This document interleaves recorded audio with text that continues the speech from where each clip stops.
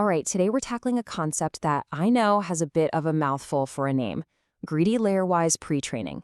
But trust me, this thing was an absolute breakthrough in deep learning. It pretty much changed the game for how people trained deep neural networks, especially back in the mid-2000s. And this quote right here, it just nails why it was so important. See, before this came along, trying to train a really deep neural network was, well, a nightmare. They'd get stuck, they'd have issues like the dreaded vanishing gradients. Basically, they just wouldn't learn anything. This technique was the key that finally unlocked the door to making networks deep, which, as you know, is the whole point of deep learning today. So what's in a name? Let's find out. The best way to wrap our heads around this is to literally break down that long, intimidating name, piece by piece. Once we do that, you'll see it's actually pretty straightforward. Okay, first up, greedy. Now, in computer science, a greedy algorithm is one that just makes the best possible choice at every single step, without looking too far ahead. In our case, it means we're going to focus on training one layer of the network, just one, and make it as perfect as we can, before we even think about moving on to the next one. And that brings us right to the next part, layer-wise. This is basically the how of our greedy strategy. We train the first layer, and then, and this is key, we freeze it, lock it down. Its weights aren't allowed to change anymore. Then we take its output and use that to train the second layer. Then we freeze that one, and so on. We're literally building this thing up, one perfect layer at a time. Now, this is where it gets really, really cool. This whole process is unsupervised. That means during this layer-by-layer training, we're not giving the network any answers, no labels. We just throw a massive pile of raw data at it, say a ton of unlabeled pictures, and its job is to just figure it out. It has to learn the patterns, the structure, all on its own. It's like learning what a cat looks like by seeing a million cat pictures without anyone ever telling you that's a cat.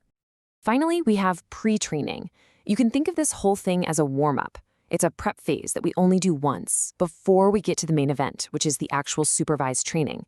The whole point is to get the network's weights out of their initial, totally random, useless state and into a much, much smarter starting position. So let's put it all together, shall we? Greedy means we focus on one piece at a time. Layer-wise means we train one layer, then freeze it, then move to the next.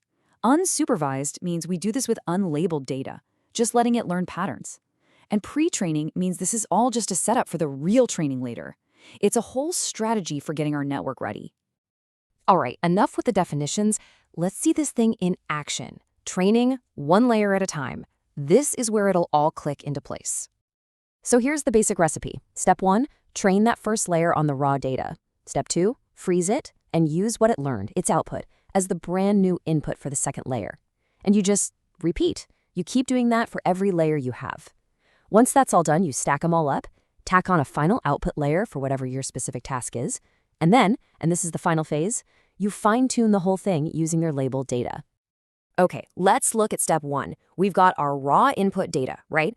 We use that to train just the first hidden layer. Now, how do we do that unsupervised? Well, we use this clever little network called an autoencoder. Its job is super simple. Take the input, squeeze it down into a smaller representation, and then try to build the original input back from that squeeze.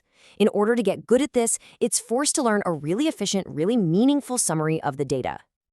So once layer 1 has figured out how to represent the data, we freeze it, we lock it in.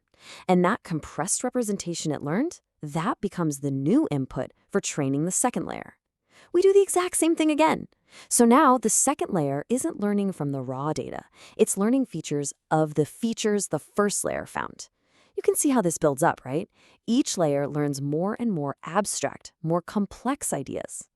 And then, finally, after we've gone through and pre-trained every single hidden layer, we stack them all back together. We add that one last output layer designed for our actual problem, like classifying cats and dogs. And now we start the supervised training. We use our labeled data, and we let the whole network adjust itself, just slightly, to get really, really good at that one specific task. This is the fine-tuning part, where we pull a share.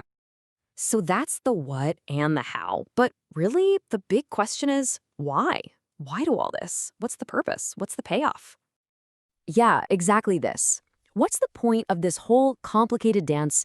What problem did this actually solve that made everyone so excited about it? Okay. It all comes down to one critical problem: how you start the training.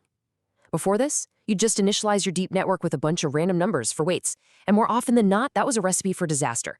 The network would just get lost and never learn anything useful. This whole pre-training process fixes that.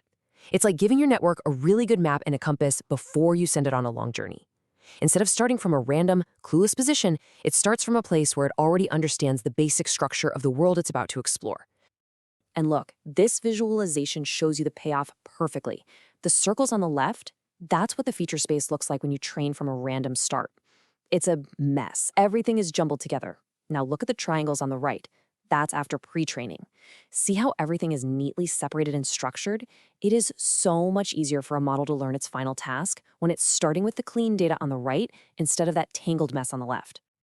So in a nutshell, letting the model explore the data on its own first, just to get the lay of the land, gives it a huge advantage when it's time to learn the actual task you want it to do. It's that simple. Okay, so there's no doubt this was a massive, revolutionary idea. But that leads to a really interesting question, doesn't it? If this was such a game changer, is this still how we do things today? Is this how we're training the giant models we hear about all the time? Well, the answer to that really shows you just how incredibly fast this field moves.